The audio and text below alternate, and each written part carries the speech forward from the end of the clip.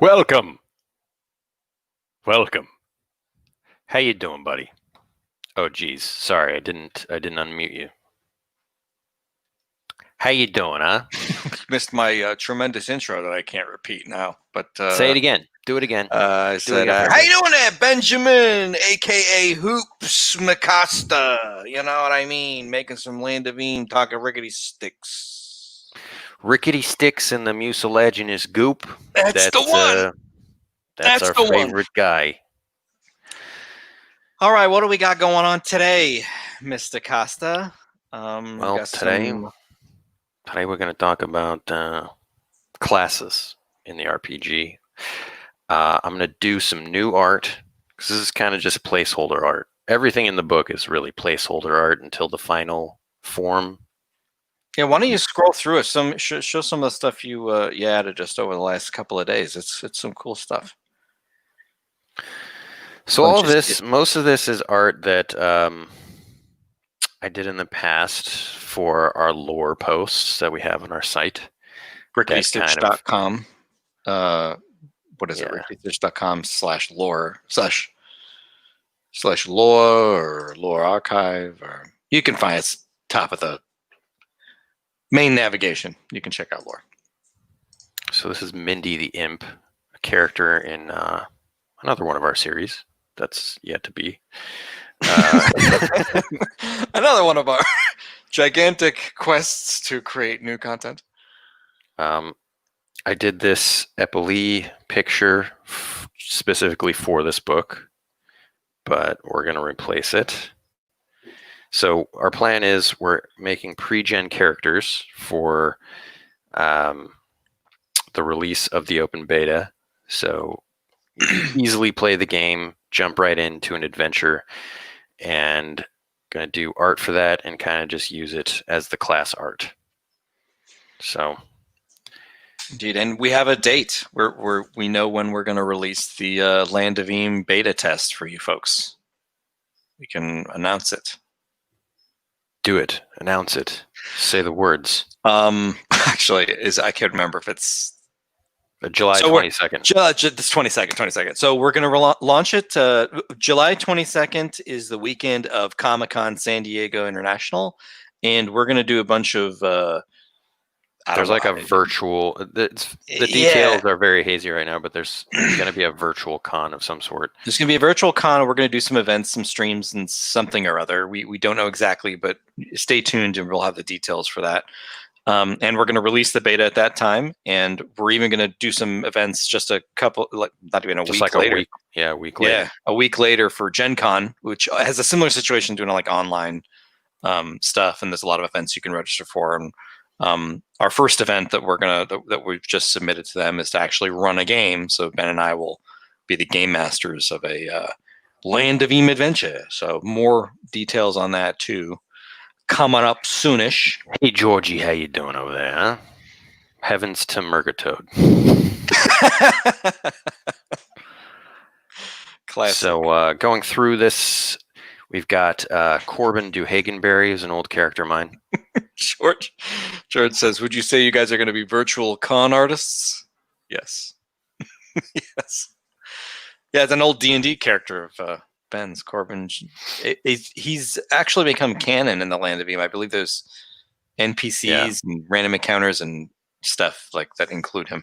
And he's got family members. So to explain a little bit of this, you got to tell.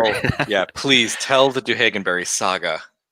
So it all started with Corbin G. Duhagenberry, this guy here, who was a bard, and we were playing in a second edition campaign, I don't know, maybe 10 years ago or something. And 10 years ago. And, you know, he was kind of the heart of the campaign. I'll say it. It's true. He was the heart of the campaign. And a friend of ours who's our normal DM, but who wasn't playing in the campaign totally, like DM'd a session and like threw a bunch of fireballs at us, and Corbin G. Duhagenberry was killed. The only one to die in the party. That's like losing your Samwise Gamgee to a fireball. It was like the heart of the. He's Ray Stantz. He's the heart of the Ghostbusters. Yeah, so imagine Ray Stantz is killed off in Ghostbusters. Just incinerated by Gozer. And, well, the campaign was never the same, and it kind of inspired me to keep making Duhagenberries. Because I think the next character I did was a guy who had a squire, and his squire was Corbin Duhagenberry's brother, Kip. Kip Duhagenberry. And so that kind of like started the whole Duhagenberry saga. So now when we ever get together during our yearly meetups to play D&D, I always make a Duhagenberry. I'm going to fight you on that start of the Duhagenberry saga because in lore, it's canon that the proto-Duhagenberry was named Dwagenbray, correct? Yes, but that was retroactively made. Tell that story. Tell that story, because that might be my favorite Duhagenberry, because it's like the most creative and hilarious.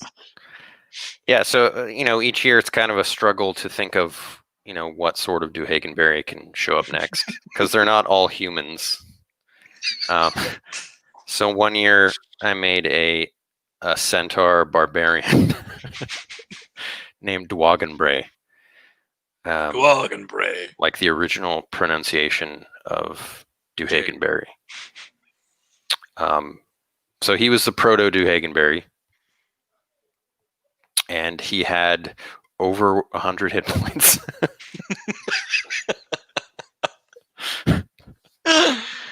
And he was a slayer. I think he was sort of like a Genghis Khan figure. Yeah, he was like a Genghis Khan figure, and if I recall, his backstory, he had slayed like the mummy kings of Ur or something like that. Yeah. He was like a centaur, Genghis Khan, Conan the Barbarian, the proto Duhagenberry, and I love that the Duhagenberries are called the Duhagenberry Saga now. It's amazing. I must have made like 10 of them. Yeah. We should do like a blog post that's got like the backstories of all the Duhagenberries, like a gigantic, like a web timeline of the family tree. Like in the some of them pretty weird. There was like a Gollum Duhagenberry. That's so good. I just want to see the family tree. I want to see the one that starts with like, in the time of heroes, the Dwagenbray. All right, and then there's a species sheet with all the various species you can be. You got your boggart, boggle, gelatinous goo, gnome, goblin, human, imp, skeleton, shrim, and wug. I love the wug. We don't talk a lot about the wug, but the wug being added to the game is kind of funny story because we had a podcast that we do for our Patreon, the Rickety Stitch Patreon, and in it we produced like some commercials for fake like dungeon companies that don't exist, and had callers call into it, and as the callers, like Ben and I would just like do voices and sort of just riff and like role play, and one of the callers was a wug that was upset that a wug wasn't going to be in the Land of Meme game, and so this character convinced Ben and I to add one. We role-played ourselves into adding a wug. into adding a wug. But I love wugs. Wugs are... We got to do more of wugs. Oh, I love this one. This is great. Is he a Duhagenberry? His name is Getty Beauregard. Yeah. I remember specifically the Battle of Wills over how weird it was to ride a Muppet spider. Amir was really against it. Amir was so upset. He didn't like it at all. But you're like, no, it's like a friendly spider. It's like a Muppet spider.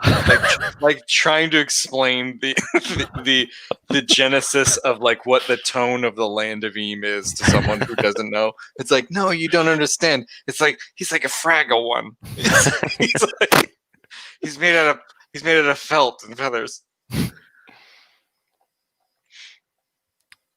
This was Biff Mccordle, who's its a goblin. What were they called?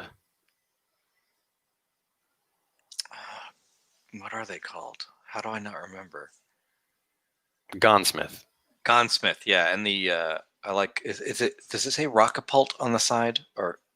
Yeah, but I flipped it just to fit. Oh yeah. So it's backwards. That makes it even better. It's like a boggle that can't write. Yeah. This was one of Darren's characters. So right. I totally forgot about this, and right before the live stream, Ben showed me this, and I laughed for like 6 minutes. His name is Hugh Manning.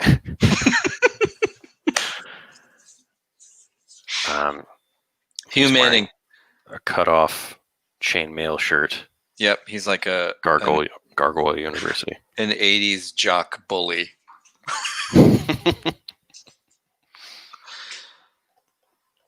This is Orville Dwemer Candy. Yep. It was a gnome artificer, which was like an alchemist, magic item creator. And his backstory was that he was a hoarder, right? So he's like had all this junk.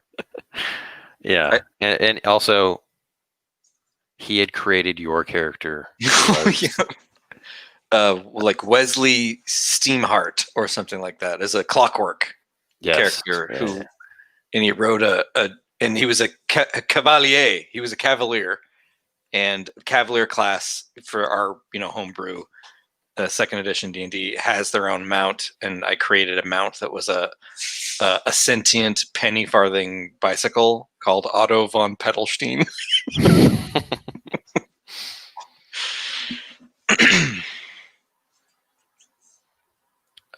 This is a kobold.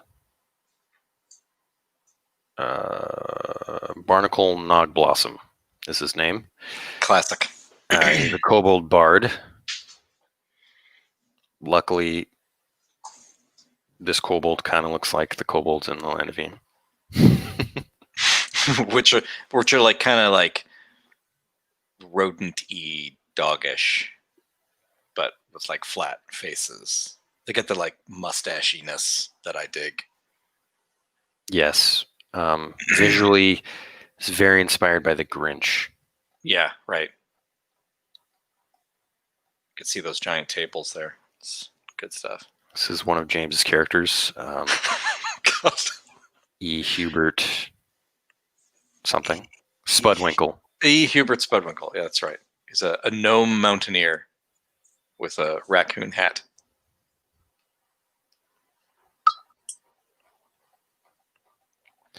Got a bunch of random tables here.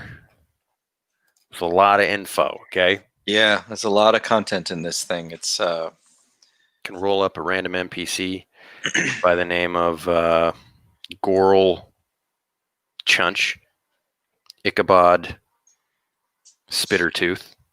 I gotta ask you before you go further, because I do want to hear more of these, because I don't even remember writing many of them, but like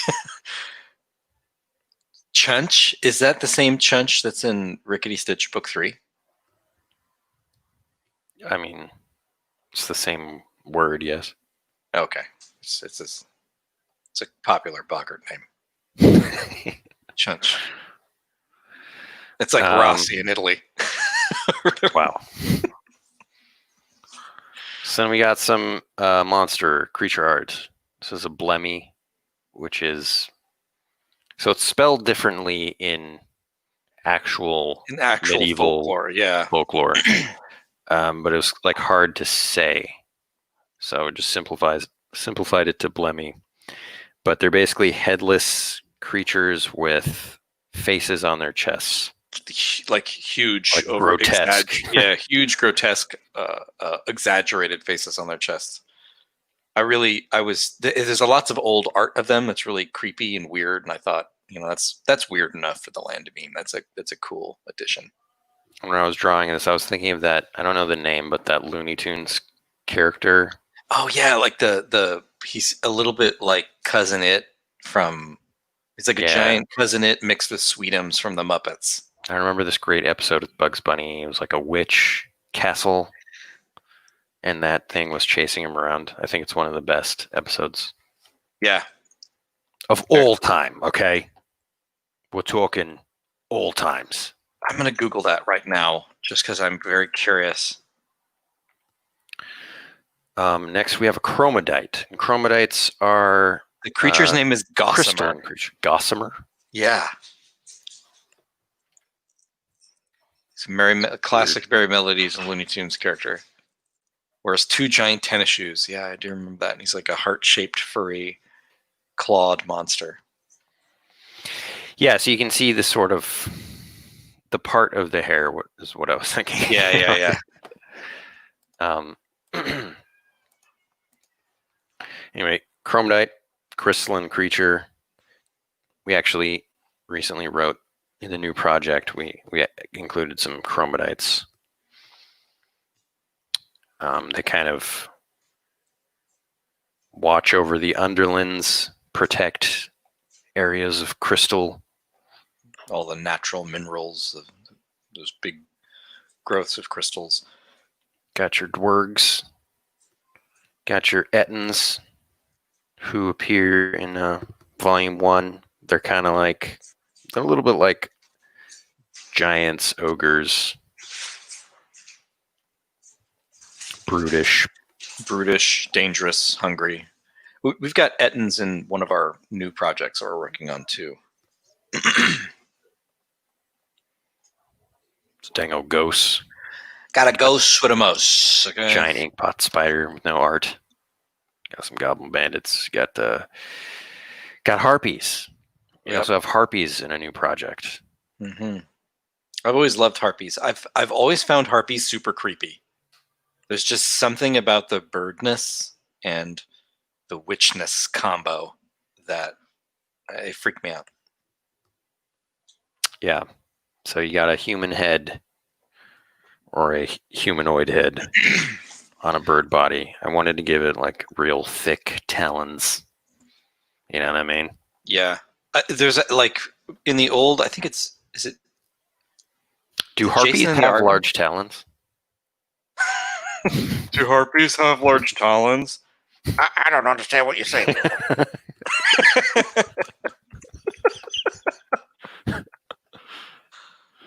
Yeah, Napoleon Dynamite, okay? Napoleon Dynamite. Yeah, the harpy scene in Jason the Argonauts used to bother me when I was little, like when I first saw it, because it's like kind of dark and you can't quite see them and they kind of pop out of nowhere. When I was a little and just a young pup. I don't remember. Here we have the kobold. The kobold is not like your D&D kobold. It is sort of the nega gnome. It's like a wily magical creature that likes to play tricks. It's actually closer to like kobold goblin folklore and like Germanic mythology, where they're like tricksters with, malicious powers and things, and that really appealed to us. I gotta talk about kobolds for a second because I knew this was coming. It almost happened when you showed the bard, but like this is the moment. This is the moment. Because we grew up playing AD&D, and kobolds were dog-faced little rat creatures, with tamed scorpions as weapons. And I loved them, and like I really tried to be a kobold whenever I could. And then all of a sudden, I find out they turn into dragons, like dragon creatures, and they descend from dragons, and they speak Draconic. I just can't get behind it. But that's what it is for all time in D&D. Yeah, it's an odd shift for me. Yeah. Anyway. Yeah, just said, hey, I gotta get it off my chest. Okay. This is something called a lichenoid. They're like creatures made out of mold and lichen and leaves. They live in the wilderness, and they're kind of protectors of the wilderness. They're not really evil, but if you're like a lot of the people in the land of Eam, like the Dungeoneers, they don't take kindly to you destroying the land, Yeah, pillaging the earth. they're like the chromatites in that sense, and there's kind of a lot of nature preservation strings that are in the Land of Eam in the Ricky Stitch series. And we added that to the sandbox where there's Yeah. sort of a conflict between, these corporations, especially in the used to be forests, just kind of, they've cut down all the trees, and there's a group of gnomes that are trying to preserve what's left. Greedy goblin tycoons versus the faction green gallivanters. Hey, Evan, how you doing? The artwork for the kobold definitely gives a sinister vibe that fey creatures don't have as much. Thank you. That's really what we're going for.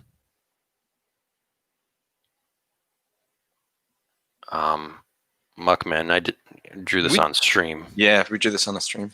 Here's Mung is fun.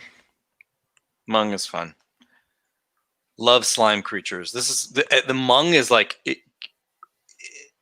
the creation of the Mung for Land of Eam and the Rickety Stitch graphic novel series really is tied to the goo as well, because slime and goo and gelatinous cubes and all that stuff is like something that Ben and I both really liked, and being able to create like intelligent slime creatures that you can interact with was really fun. And the Mung and the goos are diametrically opposed to each other. They're like, I feel like we should talk about that episode idea. So James and I,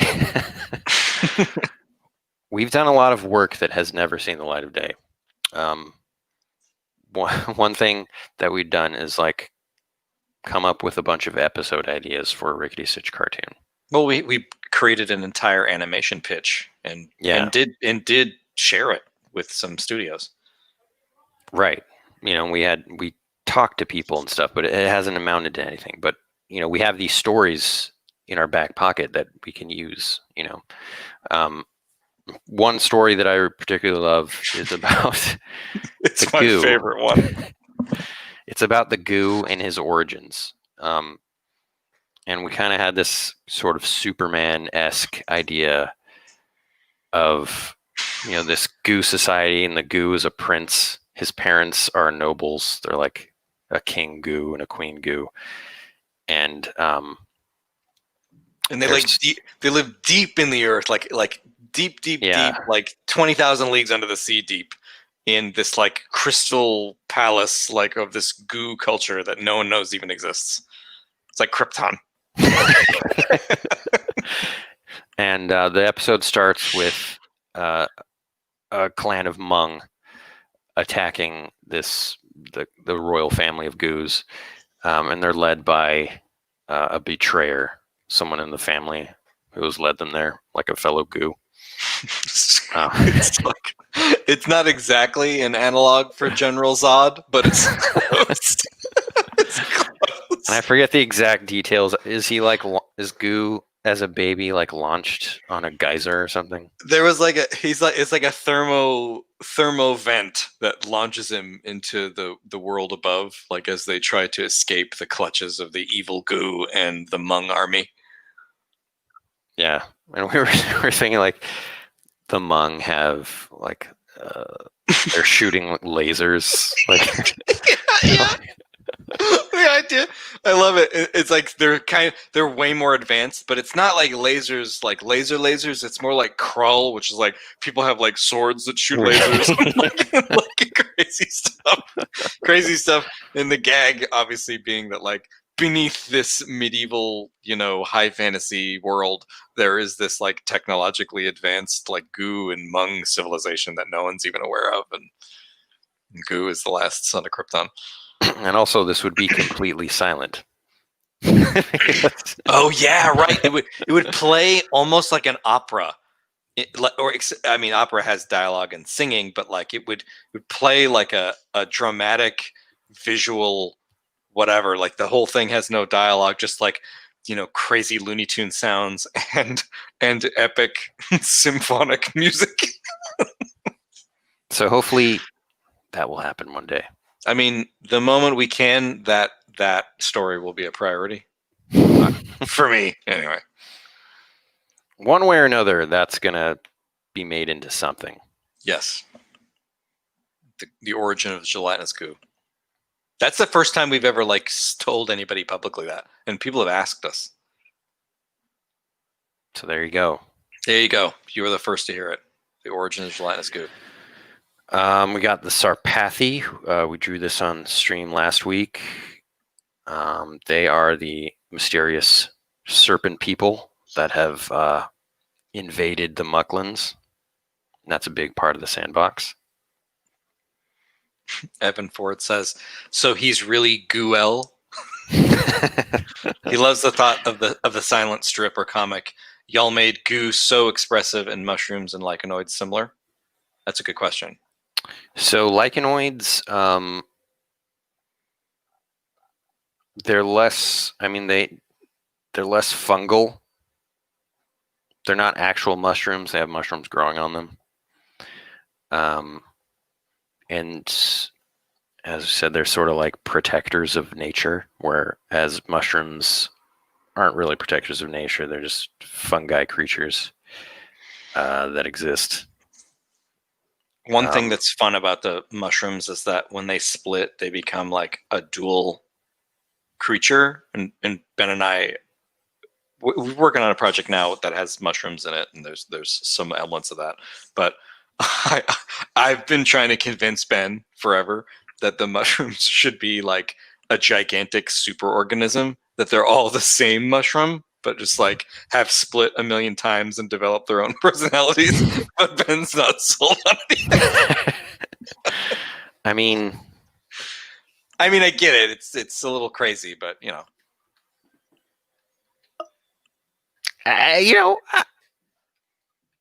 Maybe we should just keep it a mystery. You know what I mean? Yeah, I agree. I think the best stories are the one that are never told, except for Rickety Stitch. Everybody should read it.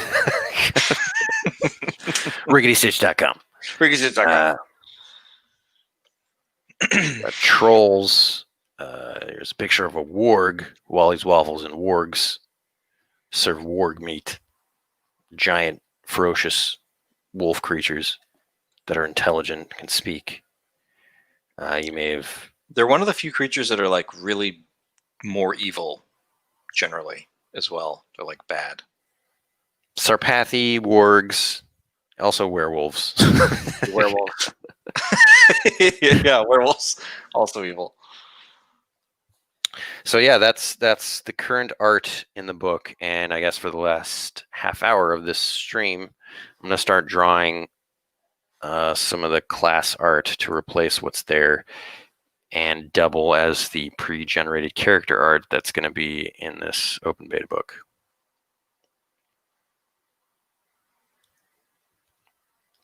Evan says he's had an idea of a giant planet-spanning fungus called Motu as a nature god that communicates by growing on walls or trees and forming a face. That's awesome. That is amazing. That's a brilliant idea. That's cool. Is he a master of the universe? That's super funny. One of the tabs that's open on my computer is Masters of the Universe Moss Man. Just like, and that's not even for this. I just like was like, I'm gonna read about Moss Man for a few minutes this morning. I forgot I separated some of the art because these are critters. Oh yeah, right.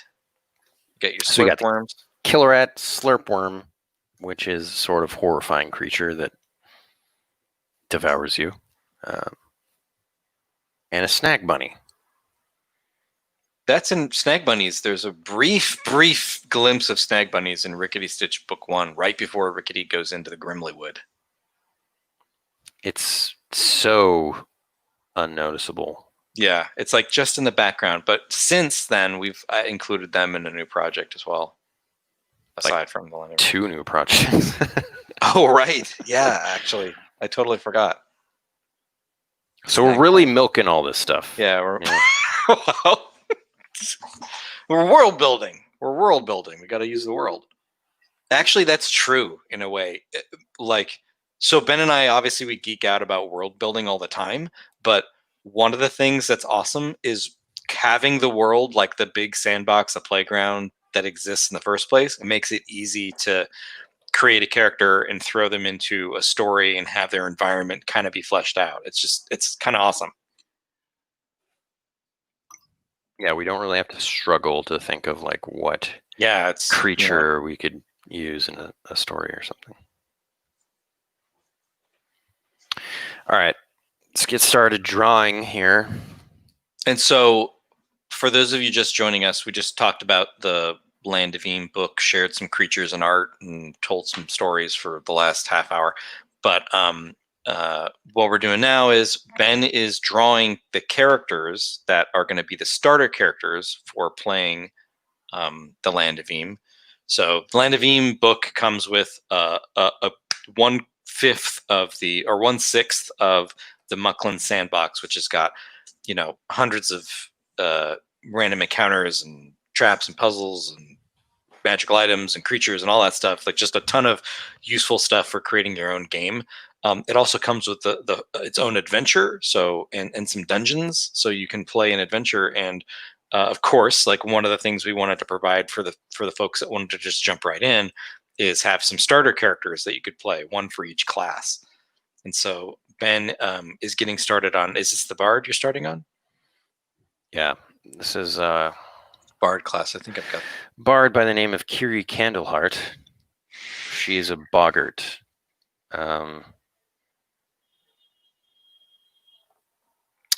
What should her instrument be?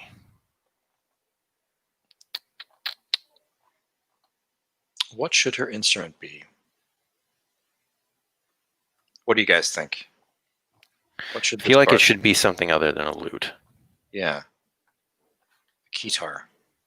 Wow.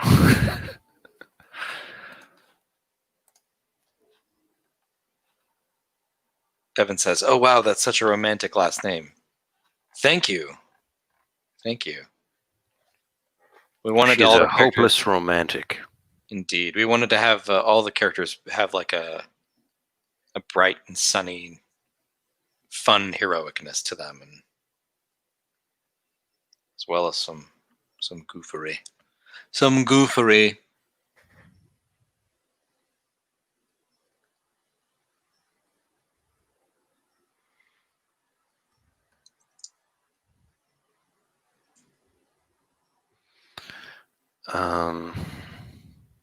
What do we got? Yeah, what are some? So not a lute, but maybe there's flutes and harps.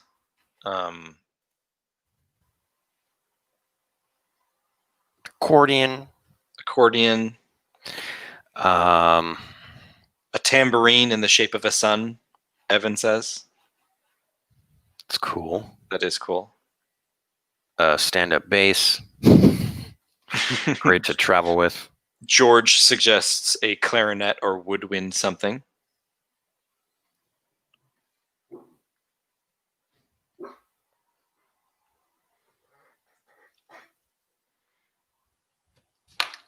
My dog is angry. Oh, here's Bug. How you doing, Bug? Bug is adorable. She's not angry anymore. She just wanted to hang out, watch you draw some boggarts. All right, Buggy.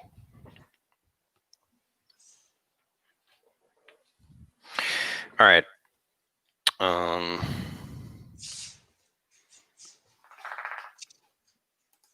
That's my favorite sound of ears clattering together.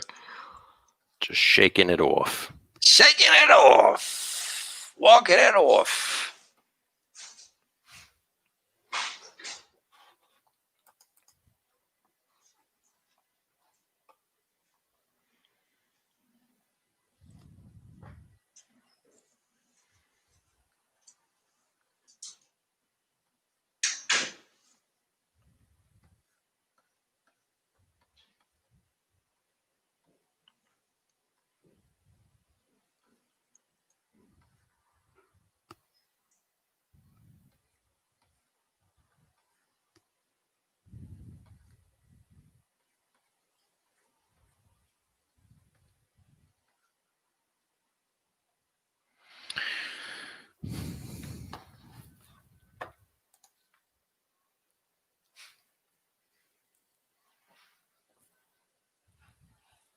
A triangle.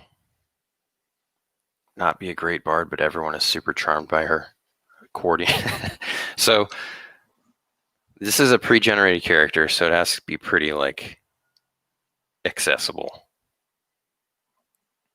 I gotta say, I think accordions are accessible. But like a bongo. Bongo. I don't know. I don't want to make it too crazy. Violin, fiddle. Fiddle's not bad.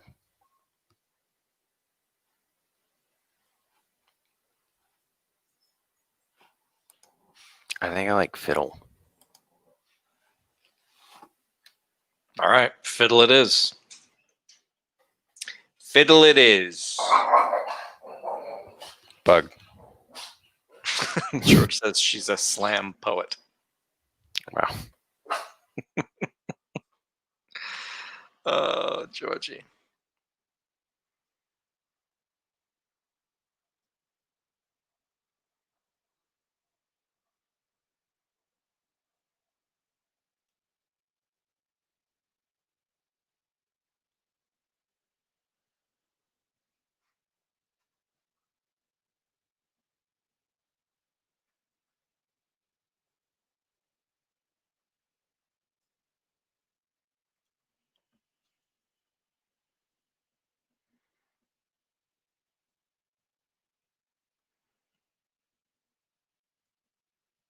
A Fidel.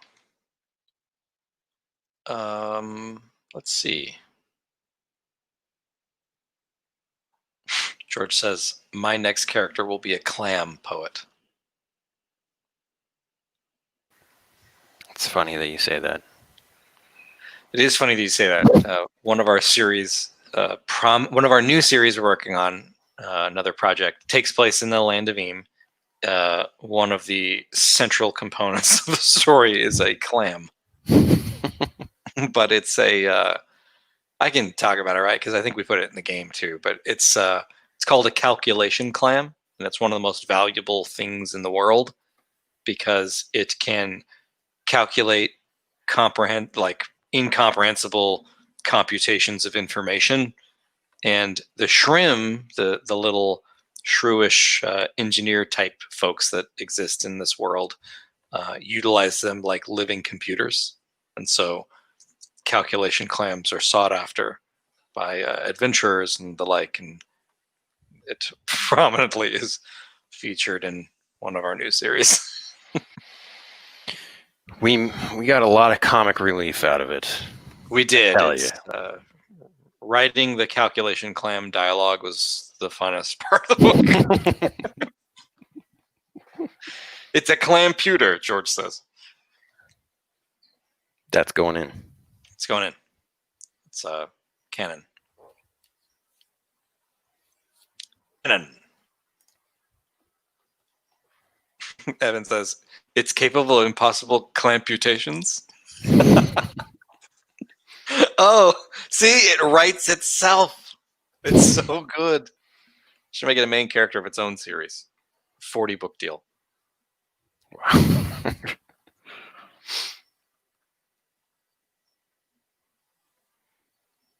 Look at that. She's playing the fiddle. Kiri Candleheart.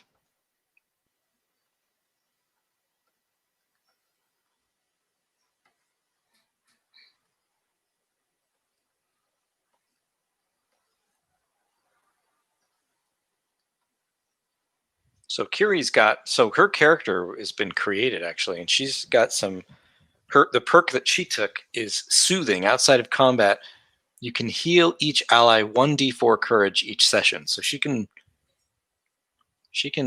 make people courageous again on adventures, and she's got advantages in foraging, climbing, and jumping. So she's athletic and She's fit as a fiddle. fit as a fiddle. That's a perfect example. She's a narrator, and she loves her fireside ditties. Her backstory is it wasn't easy. Music was outlawed from where she's from. But she would sneak away and play her fiddle in secret every single night.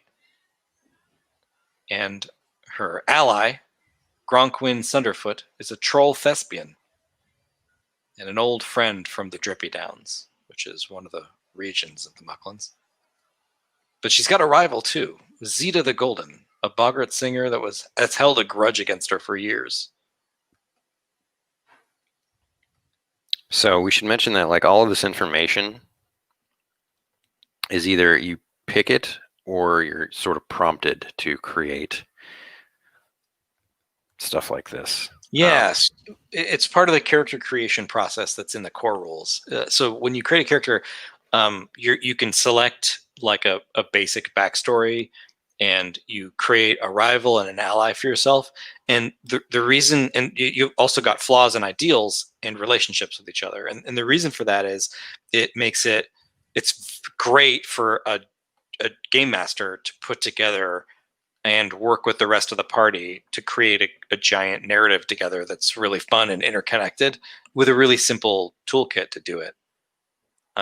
We played last night with some of our buddies to test the game, and it was, having those relationships and flaws and ideals that they always add some flavor and propel the story forward in a fun way.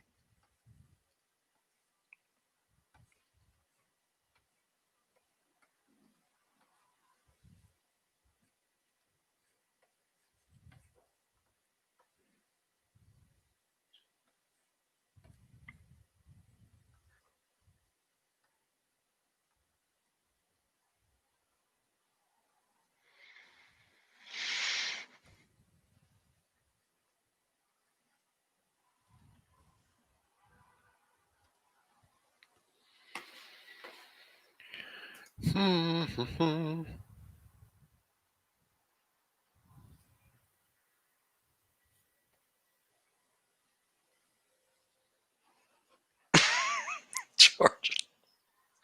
Oh, lordy. A clunch dragon, also known as a slarm eel.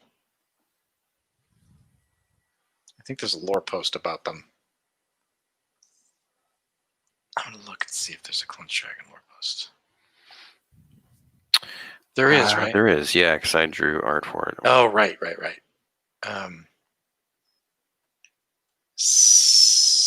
Let's see. Legends, creatures. Yep, slarm eel or clunch dragon.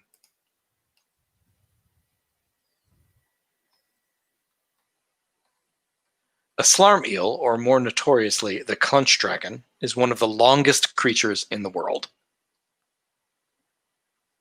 2 times the length of a Bogrel trireme bazaar, slarm eel, though large and menacing, is perhaps the farthest from majestic an animal can be. They are wormy, spindly creatures with stubby vestigial limbs who prefer the hot, ink-black stickiness of tar to clear water. Slarm eels mostly dwell entirely underground or beneath geothermal bowls of filthy sediment that's heavier than water at the bottom of these lakes and oceans and waterways. They are like great coiled parasites slumbering in decay, sewage, refuge, and industrial waste, biding their time until darkness falls over the surface. Safely under the cover of night, a slarm eel will coil and slink from the mud to search for prey.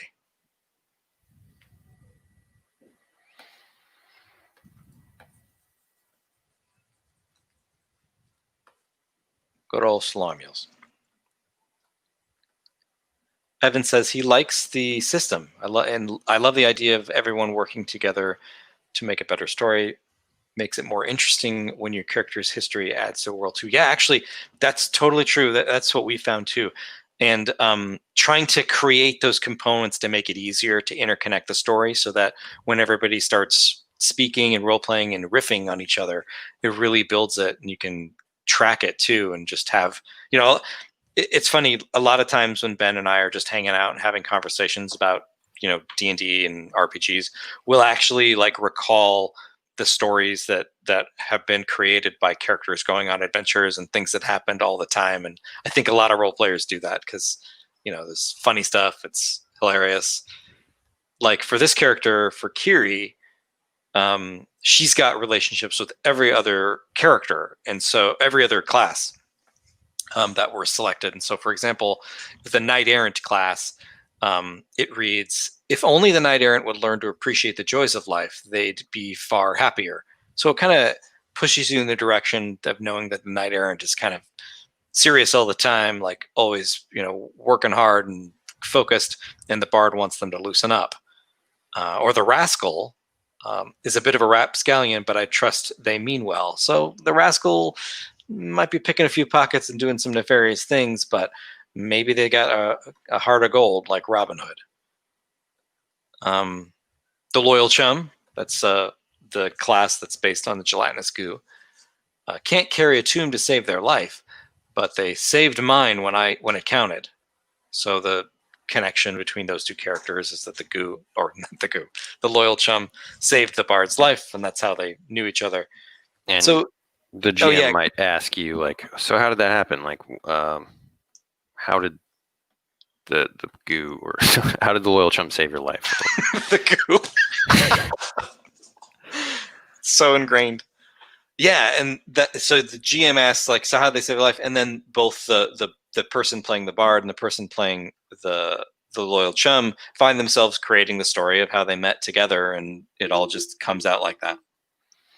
And all that is devoted, like you devote an entire maybe session or half a session, sometimes referred to as session 0, to like create all this information before you start playing. So all the PCs have connections, are invested in adventuring together. They're not just a bunch of randos who meet in a tavern, like the classic. And then, like in the third adventure, you're all wondering, like, why are we even doing this? Yeah, right.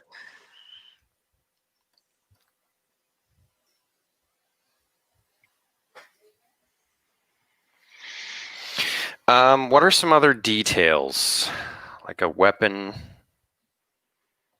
I've always loved just like little hints that show that they're adventurers, like a bag or a pouch on her belt, or a claymore strapped to her back. There you go. Classic. An 8-foot-long two-handed sword. Never leave home without it. Although, in the land of Eam, the way weapons work is that anybody can use any weapon. It's like, sure, Yeah. it's so if you're trapped in a dungeon, you're unarmed, and you break into a room and find like a two-handed sword and you're a bard, grab it. Use the two-handed sword to get out of that dungeon, like to get out of that, it's... The only thing is, as a bard, you won't do as much damage. Like, sure. Your damage is based on your class. Mm-hmm. So a two-handed sword in the hands of, or any weapon in the hands of a knight errant is the best in terms of dealing damage. But even if you deal more damage, say that's a magnificent two-handed sword that the bard is using, she may do less damage, but that sword may have a little moniker on it that says ignore damage reduction or something. So she's able to chop right through somebody's armor, even though she doesn't do as much damage. So I love that, because it really, like, it pumps it up so that, you're trapped in this dungeon, you don't have a lot of resources, you grab what you can and you make it work. And I think that's more fun. Indeed. Yeah, I love the pouches.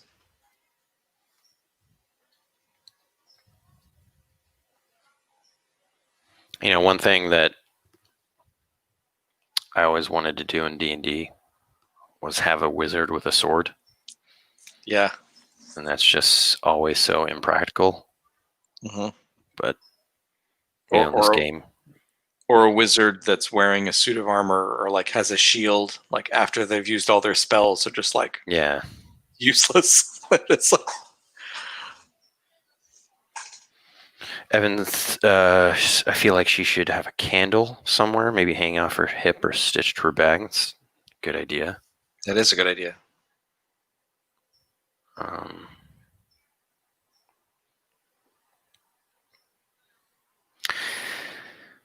Let's see. Like a bundle of candles.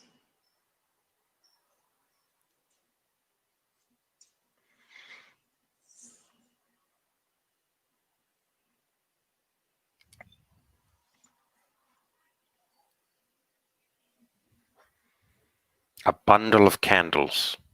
Yeah, so she's got a bunch. She's ready.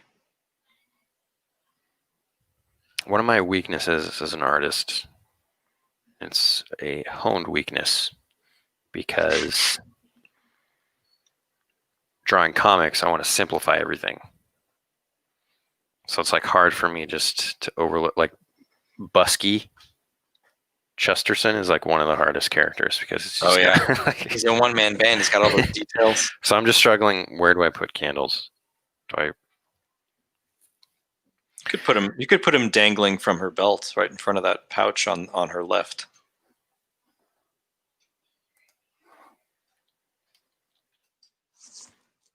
What does a bundle of candles look like? Is it even a thing?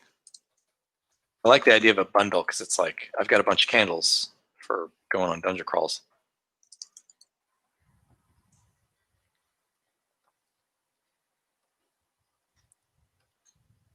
A bundle of candles.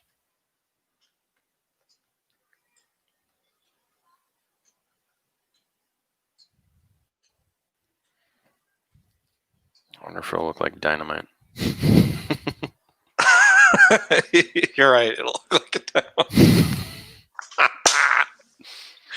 A bard with a bundle of dynamite. Just in case. You know what I mean? What about a lantern? I guess the dungeoneer maybe should have a lantern.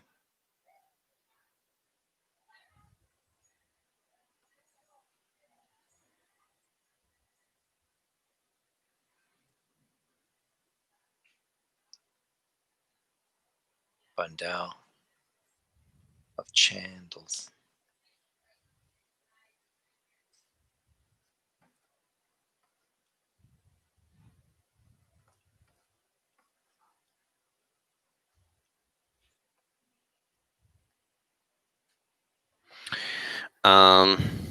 Maybe come back to it. Maybe, you know, call her done for now and come back to it. And gosh, we only have 5 minutes left in the stream. It flew by. Flew by.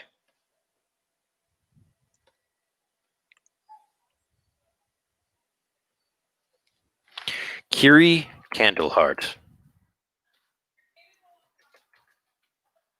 So I'm just gonna start inking her then, rather than just jump on a new one. Sure. I also Homeland is the Drippy Downs. I actually bought a new program to draw in. I just haven't dove into it yet. Dived into it. But it's Clip Studio, which is the evolution of Manga Studio, and it was half off right now. Oh, great. It's supposed to be more powerful. More power. But now was a great time to start because we're not in the middle of a project, like drawing a book or something. Yeah.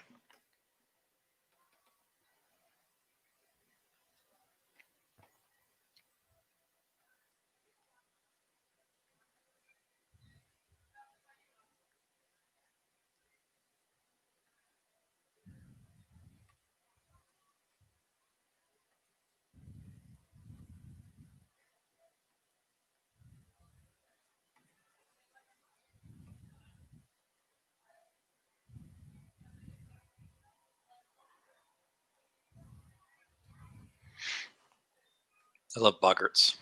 They've got a Muppety vibe to them that I really like. They're different from goblins.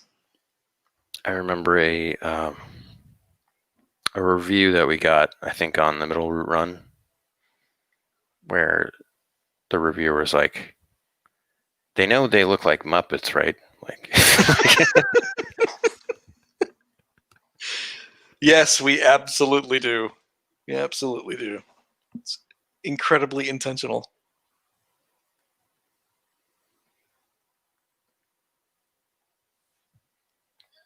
This is what I call the Stan Sakai Usagi Yojimbo smile.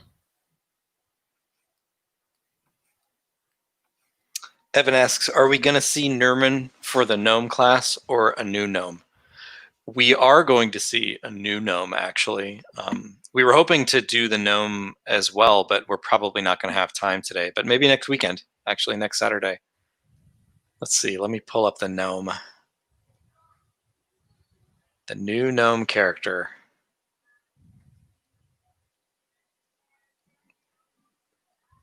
So I drew a female gnome in the species on the species list.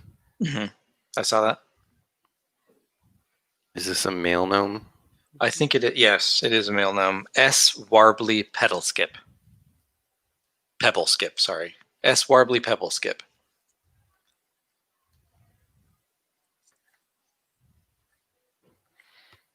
And the S stands for Sarpathy Bane. Yes. Yes, so the gnome class has one of its special perks is that you can pick a Bane, so that it's like El Nerman Fuddle from the Rickety Stitch series. And for those of you that haven't read it, the gnome character's name is El Nerman Fuddle, and the first letter of every gnome's name is what the gnome is the bane of. And so S. Warbly Pebbleskip is a Sarpathy bane, which means that he's extra potent against the snake men of the Mucklins. So going back to those questions to develop your character, Mm-hmm. like one for the gnome is like, what have you been doing for the last 100 years? So you're assumed to be an old creature. Yeah, and that's one of the ways we thought it'd be cool to make the gnome a class as opposed to a species, so that the gnome is like all gnomes in the land of Eam essentially are relatively established, powerful agents of good.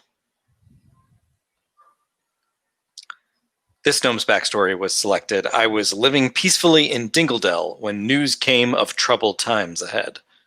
And one can assume that those troubled times are associated with the emergence of the evil Sarpathy.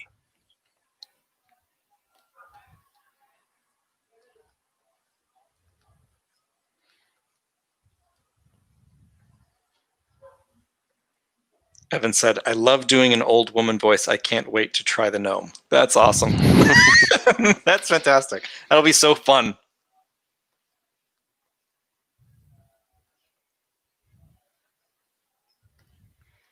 And for those of you that missed the beginning of the live stream today, we did announce that we will be releasing the Land of Eam beta game over the July 22nd weekend, Comic-Con in San Diego. They're doing a bunch of online events, and it's going to be pretty cool. And stay tuned. We're going to do some online events around both Comic-Con and Gen Con this year, and we'll make those announcements with the deets as soon as they're ironed out. The game is, in this state, in the open beta, completely free. Completely free, and it contains a ton of stuff. So it's gonna have the map, it's gonna have the core rules, it's gonna have actually 1/6, one entire region from the Mucklin sandbox that used to be forest, just because that's the one that's got our hearts. That's the place Rickety Stitch began his quest, and tons of random tables to help you generate your own adventures, but it will have these starter characters, including Kiri Candleheart here that Ben is drawing, as well as a starter adventure and maybe even a dungeon or two. So a lot of stuff that you guys can play around with. And it's going to have tons of quest hooks as well. When we say it's going to have the used to be forest region. Yeah, that's actually a big deal. That deal. has a bunch of towns and points of interest with like dozens and dozens of characters. Yeah. It's a lot of stuff, and I we've been playtesting the Land of Eam with our buddies for a couple of months now, and have barely even scratched the surface of what is in the sandbox. So for all you GMs out there, we've been playing for like a year. Not entirely, but we started. That's true. That's true. And we've not even come close to encountering even remotely everything that's in the sandbox. But that's okay. I mean, the sandbox is a tool set for GMs. It's like, so you've always got characters and quest hooks and ideas and monsters and stories. It's the kind of thing that's really helpful when you want to do a pickup game or even start a campaign. And we love making them. We're already talking about like new sandboxes. We're not even done with this one. It's like, and to the Grimly Wood. Here we go. We're talking about sandboxes that are based on comics and stories that have not even been completely finished yet. Yeah, I don't know that I would recommend that behavior creatively, but boy, is it a lot of fun. It's a lot of fun. We're sick. Yeah. Got to Very sick. Sandbox generation world building sickness. I mean, just look at the lore on ricketystitch.com. This was just the beginning, and now it's expanded a million times.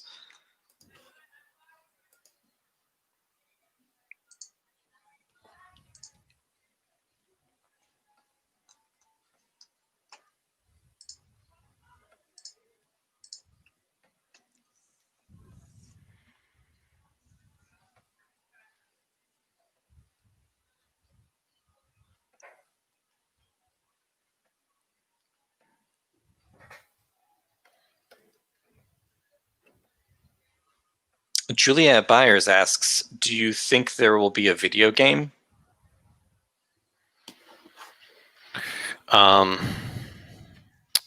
just to go. Hey, Julia. By the way, how you doing? We're talking about it. It's not going to be like a professionally produced video game, if there is one. At least not in the foreseeable future. But we're talking about like a short story-based RPG. Yeah, we've been toying around with the idea of doing very, very short story chapter RPG games that are inside the world of EAM, but it's a lot of work. Yeah, the goal would just be like tell another small Rickety Stitch and Goo story, probably in a dungeon. Back at their old job at Subterranean Pits and Layers LLC. That's one of the first things we created ever, right? In the land of EAM, Rickety Stitch, Subterranean Pits and Layers LLC. It's in the very, very first Rickety thing, I think. No, it isn't. It was for the mini comic that we did for that anthology. What was the name of that anthology? Cubes or something? Square. Garish Zhao. Was it Garish Zhao? Are you talking about that? It got rejected. It didn't get in. Are you talking about the first mini comic? Oh, wait a minute. Or are you talking about what's the Elf second World? one? Elf World. Oh, right. Oh, Garish Zhao. Yeah. So we made the first one was for Garish Zhao, right? With Gerard Edrington and Subterranean Pits and Layers. Hiring line. It wasn't called. I don't think it was called Subterranean Pits and Layers at that time. Garish Zhao was the fish one. No, Elf World was the Elf fish World. one. Oh yeah, with the Francois Bignot. Indeed, that was 2008. I will never forget going to that comic book shop in Berkeley for the live read, and everyone's comics were like serious. And ours was like this Rickety Stitch cartoon, and we're sitting there on the stage doing voices like, Hey, Rickety, what are you doing there, buddy? What are you... Getting absolutely no reaction from getting the crowd. no reaction from the crowd whatsoever. I mean, I don't think there's been a greater mismatch of content ever in the world than when we presented Rickety Stitch A Little Insubordination. We should release that. We should make that available to people so they can see like some of the ancient proto-Rickety stories. It's got Goulahan in it, for God's sake. I think the issue was at that point we were calling it Gelatinous Cube. Oh, yeah. Right. We changed it. Behind the scenes. Radio station.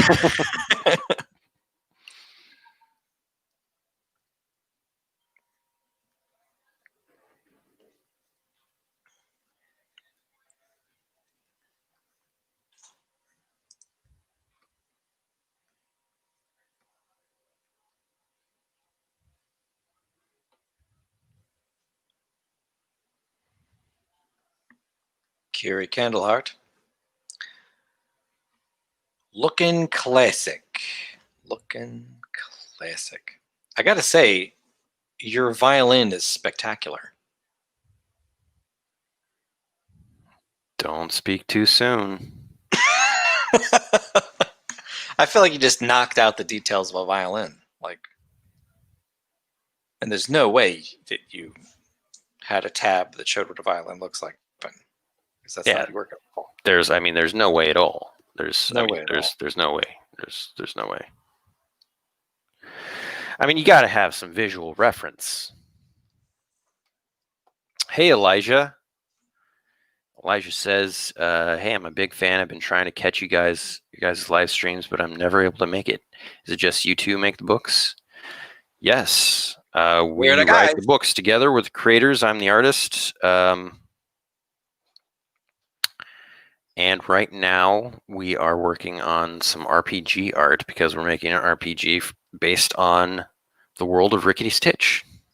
Indeed. And the beta version of it will be free to everybody and available the weekend of July 22nd for International San Diego Comic-Con.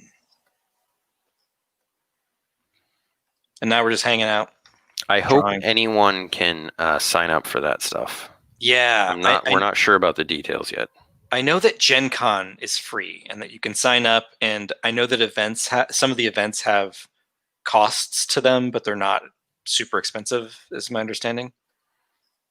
I don't know about Comic-Con yet, though, but it would be great if you guys could join us for that stuff because we intend to do some events. And even if we don't do it directly associated with Comic-Con, we'll definitely do some live events over that weekend.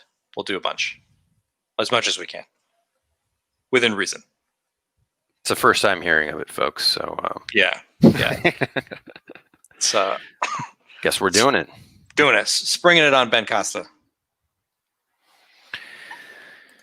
You jinxed the fiddle, dude. I didn't jinx the fiddle. I believe I believe in you, Ben. Fun fact, I played the fiddle for 9 years when I was a wee lad. It's true. I still have it. It's still in my house right now, and just recently it was restrung. You played the fiddle in one of the school plays, right? Oh yeah, I had forgotten about that. Thank you, Ben. We should show that video that... No, we really shouldn't, but James has video of us in like second grade. I'm going to rewatch it and see if the world is ready to see it. It's pretty funny because... Isn't there like one moment where we're on stage interacting with each other? Yeah. For those of you guys that don't know, Ben and I have known each other since we were in the second grade. So we have a long, storied history of things that embarrass us and we can talk about.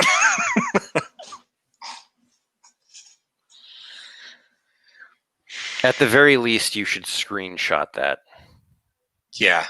I'll take a look at it later today. I'll dig it up, and I think it's on Google Drive.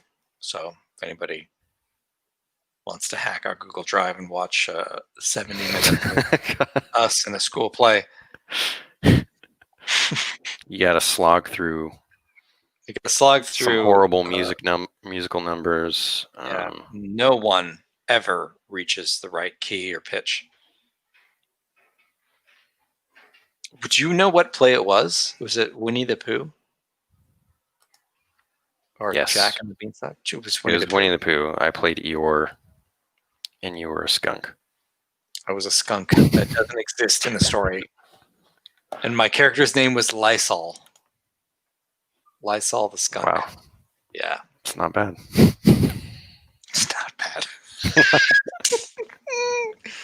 Ben was the Eeyore. Many people have communicated that that is the greatest role. It's like Ben was designed for that role. But my favorite role that you ever played in a school play was the tree in Chicken Little. Are you recognizing a pattern here? A character with a monotone voice. Always cast as like the mopey monotone.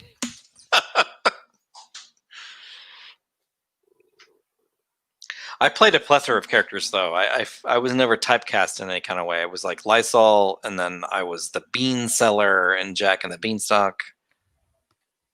I was never a main character though. Wasn't my thing. I was a main character a couple times, or a main character. You were Eeyore, and then I was the giant. Oh yeah, Jack and the Giant. That was another typecast, just because you're 1.5 feet taller than everyone else in the class. I was Doc of the Dwarves. Yep, I don't think I was in that one. I wasn't in that play. If I was, I have no idea. Had to. I don't think there was a choice. I was probably some random woodland animal then. I don't think I was. I guess I played Turkey Lurkey. That was kind of a main character. Oh, was that when the I was voice the tree? Yeah. Turkey Lurkey is the one that like knows that the sky isn't falling. It's like the voice of reason. Turkey Lurkey, everybody. Going on a deep dive. Going on a deep dive. Deep dive.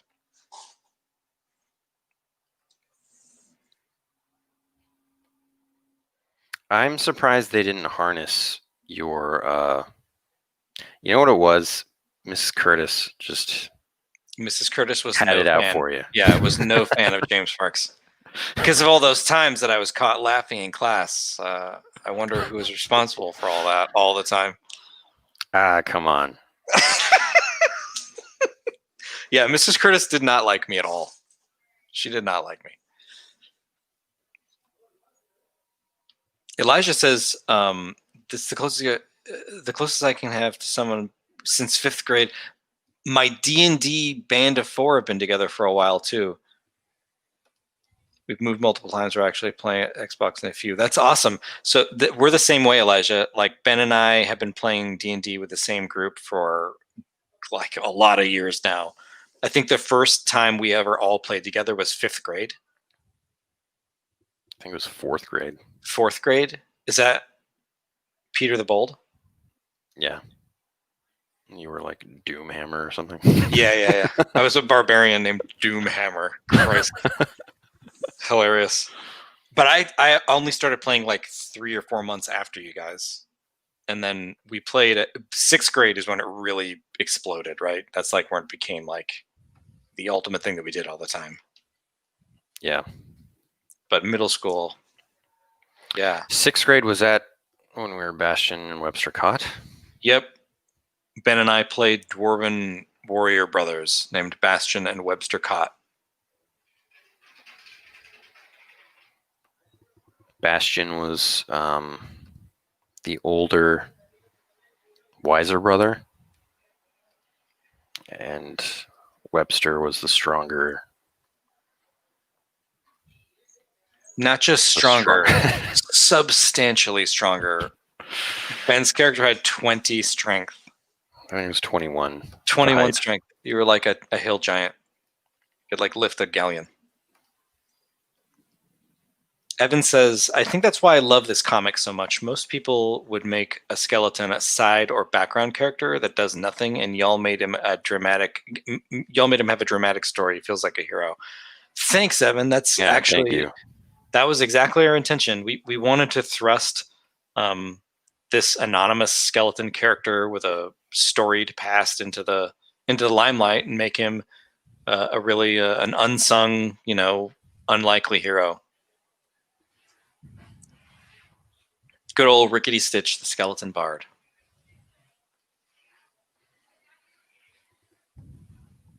Ben, I have to say, one of my favorite things that you draw in the world are boots. And like the first time I think you hit your stride fully with boots was Corbin G. Dragonberry. I actually think it was something else. Really? I always think of his boots. You're not wrong. It's the same era. I think it was the Star Wars characters that I drew. Yeah, you're right. You're right. I take it back. It totally was the Star Wars characters. Because when you said that, I immediately thought of that. Yeah. So for those of you that missed it, maybe Ben will one day in the future tell the story, the Duhagenberry saga again. But at the beginning of this live stream, we were going through the actual Land of Eam book and showing all the art. And one of the things that Ben used is a piece of art from a D&D campaign that was a character named Corbin G. Duhagenberry. And the story is that Ben has actually made a bunch of characters named Duhagenberry, like for the last many years, that are all related to each other in some way. And we won't go through it again now, but you can watch it when. Oh yeah. Totally check out the beginning of the podcast because it's like one of the funniest, fun like stories about our D&Ding ever, the Duhagenberry saga. Evan says Gingerhammer. That's another great last name. Yeah, it is. It is.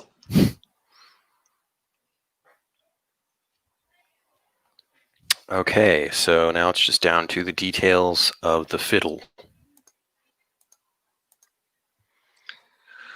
Fiddling with fiddles. They're a bit fiddly, you know what I mean? They're a bit fiddly. Fiddle. Fiddle. Googling fiddle. Hands.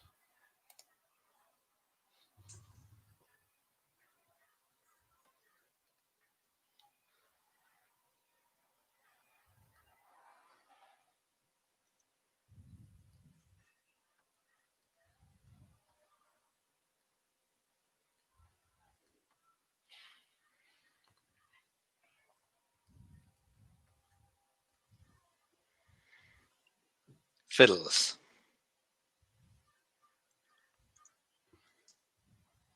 It's only 4 strings. 4 strings on a fiddle.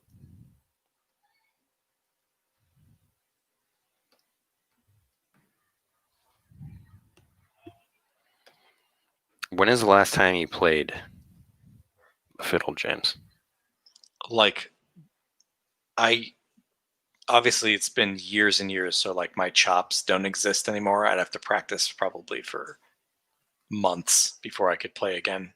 And I can't remember how to read music, which is unfortunate, but I used to be able to read and write music. I can still hear it. I can still like hear it and match it, but I don't like mechanically. I can't mechanically write it anymore.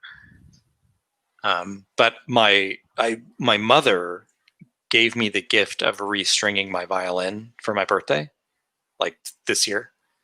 And so when that happened, I tuned it up and I fiddled with it for a while, like played some scales and, tried to remember some of the stuff I'd played, but it would take me months to be able to play it again. It's unfortunate, but you get busy with other stuff and other pursuits.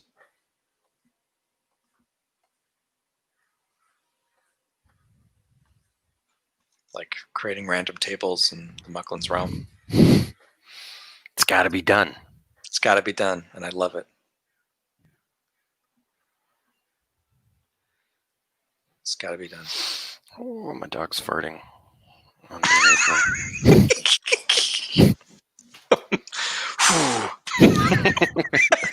It's just rising up. She sleeps beneath my desk. Got to make your constitution check, man. You're drawing this fiddle under duress. Don't worry, if you keel over, I'll send a chopper.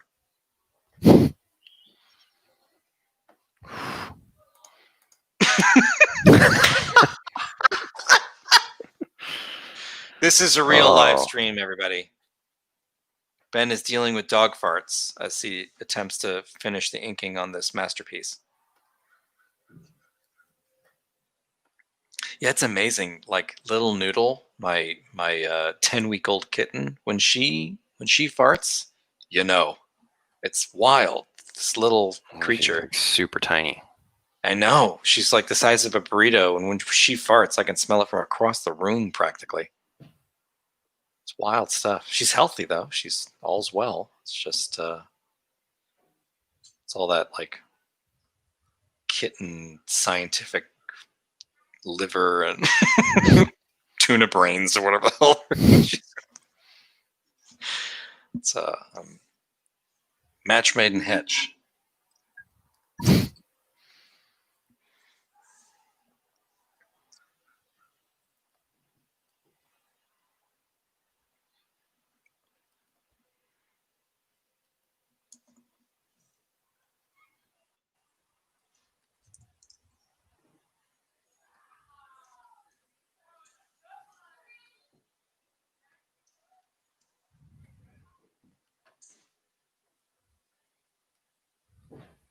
There's like so much noise going on right now. I don't know if that you can hear it. I can hear like some background noise. A neighbor is moving. Someone's having a party. All right. I think we can leave off there today. She looks great. This is it's Kiri Candleheart, the Bard character that you can pick up and play in the first adventure of the Mucklins. In the Land of Eam RPG. So thanks everyone for stopping by. Yeah, we went over time today by 20 minutes just because we liked hanging out with you guys. It's awesome.